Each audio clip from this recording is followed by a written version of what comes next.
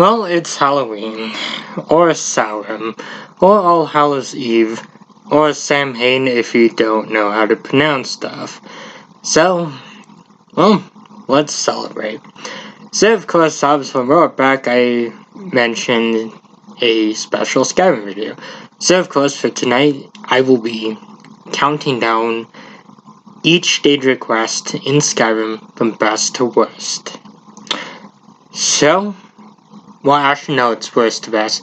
Okay, so let's get into the video without any more errors. So, starting off with my number 15 pick is, of course, The Taste of Death. So, obviously, I remember a few things from this quest. First one was, of course, making a joke that this is how Arby's and, well, Wendy's kind of get the food. As kind of a little reference to something, well, a rumor about Arby's and a lawsuit that happened at Wendy's. So, yeah, obviously, this one is my least favorite due to the fact that, oh, this quest is just boring. There's really nothing special about this one.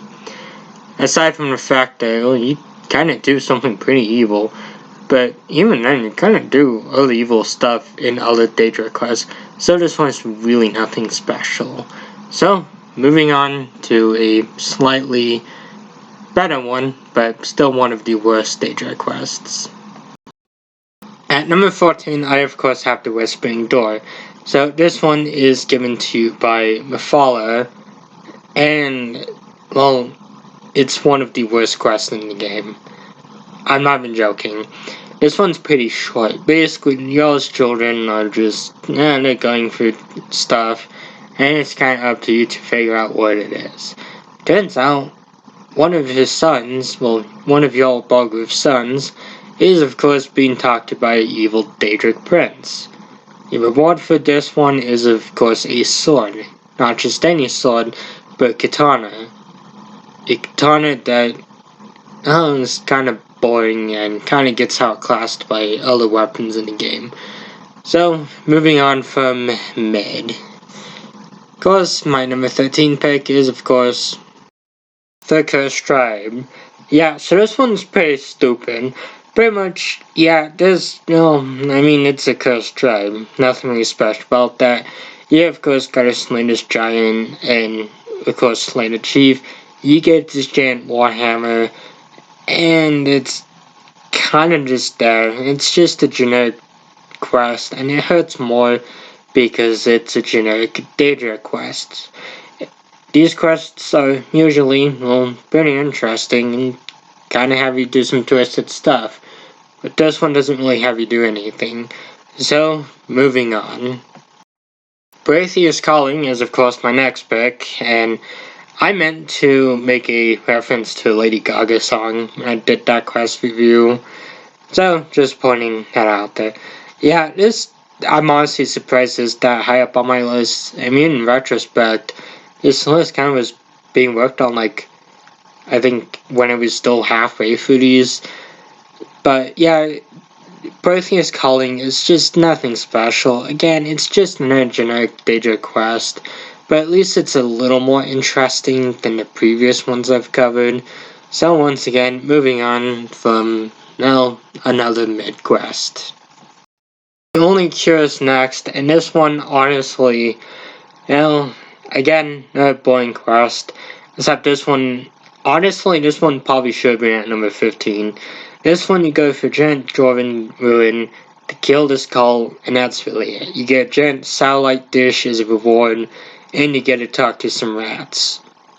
That's pretty interesting. More interesting than the quest. So, moving on. The House of Horrors. I mean, I swear, if these quests keep getting boring, well, I probably should have said that with the last one, I might just honestly give up Skyrim for good. So, this one, you pretty much, kind of perform some BDSM on this one dude for Molag Bal, because I guess Molag Bal's into that kind of stuff. And you get a giant rusty mace. Cool, I always wanted a giant rusty mace. What a thoughtful gift. I mean, it's better than what happened to that one dude. So, of course, moving on to, well, actually some other good quests. And of course we have a Daedric's best friend. So this one is pretty much about a guy and his magical dog getting into a fight. That's pretty much the entire quest. We also get this fruitful axe from this one dude who probably was in love with the axe, so I guess we took his wife. And of course we get an option to, well, probably anger Peter if if you ever choose to kill Boris, but of course we can make it worse by making Clavicus Vile deal with the talking dog for eternity. So, moving on. Starting to Transmit Dane is of course my next pick, and actually kind of where the quest starts to get interesting. This one you of course collect a bunch of blood samples like a weirdo for this one old dude who lives in an ice cube. You get a magical book after unlocking the whatever it was from the Hellraiser series. I literally watched a review of these yesterday and I forgot what the puzzle box was called. Okay, so moving on because I ruined a fun joke. So of course next up you of course have something.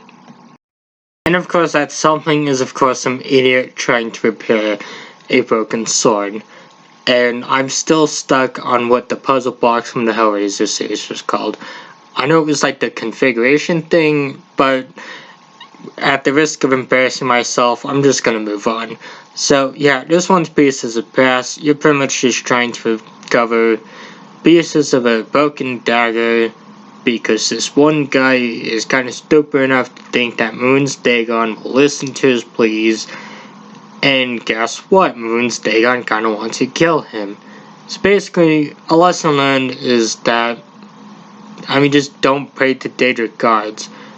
I don't know, pray to whoever gives us a new Persona game. That's who you should pray to. So, moving on. And here in the quest, I haven't really, I don't know, it's been a while since I've covered this one. Of course, Wicked Nightmare is of course my next pick, and this is pretty much the Nightmare of Elm Street of Skyrim. But instead, instead of a, dude wearing a sweater with a giant claw glove and a fedora hat, being involved in a franchise that surprisingly had, I think 8 movies, that kind of went downhill pretty quickly. Instead, it's a Daedric goddess pretty much plaguing Dawnself with nightmares. Okay, so we can just ignore it and no harm will be done to Skyrim. Yeah, so this one was pretty fun. I really enjoyed this one and honestly recommend it. So of course moving on, we of course have the Black Star. So the Black Star, or what we probably use as a frisbee in the new Elder Scrolls game, was a quest given to us by, this one lady. And of course we have to cleanse out Azura's star from this one dude who pretty much snatched it, and that's pretty much the quest. It's definitely a fun one. And kind of one I haven't really done that much. So of course moving on, we of course have the Mind of Madness. Mind of Madness is pretty much, a interesting quest. We gotta basically stop this guy's nightmares, boost his confidence, and a third thing. An interesting quest, and it gives us it gives us a weird looking baseball bat. So, moving on, we of course have the Break of Dawn. So of course, in this one we get commanded by a giant talking orb to kill this one guy who turns into a giant shadow monster. So basically, I guess he's a Pokemon, he evolved. I didn't even think he was at level 16 yet. Unless we found some rare candies. But that's really it. We of course get a cool looking sword named Dawnbreaker. And we can of course use it with our giant satellite dish. So, of course, moving on, we of course have the Hangover version in Skyrim. So of course, Skyrim meets the Hangover is pretty much a night to remember. Except, I don't know, this one's pretty fun. We of course make I guess we meet a really cool demon dude named Sangrine, kind of become his friend. And of course, one time in the video, I kind of did mention that the game bugged and he never disappeared from the game. So whenever I would return to that one place where the game sends you, he would always be there. So that's kind of cool. Definitely one of the coolest bugs in the game. Most of the time, I'm kind of usually annoyed at Skyrim because, well, oh cool, it won't let me in night run, or oh cool, it won't load a sun quest. So of course, moving on to my next pick, we of course have Ilmet by Moonlight, which honestly, everyone who's seen that one should have expected that one. So this was actually one of the very first Skyrim quests that I've actually reviewed on the channel, and the very first Daedric quest I reviewed. To this day, this still remains my favorite Daedric quest in the game. Just the atmosphere about it, the story about it, just captivates me. Not mentioned, it's set in Falkreath. Well, I mean, at least that's where you get the quest. And Falkreath is one of my favorite places in Skyrim. It's such a great place, and it just, I don't know, it has a certain aura around it. But honestly, these were my least favorite from favorite Daedric quests, plus a few jokes that I assumed were funny. So, happy Halloween everyone, stay safe, and I hope you enjoy this day. So until then, goodbye, and thank you all for watching.